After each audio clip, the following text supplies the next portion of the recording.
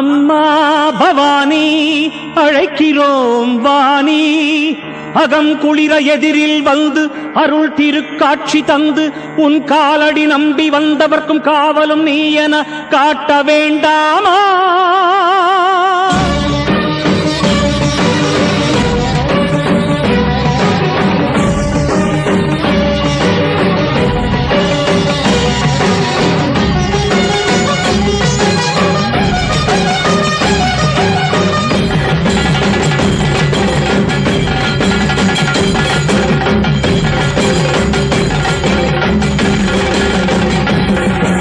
மண்ணை பொன்னென கல்லை கனியென மாற்ற வல்ல மகேஸ்வரி,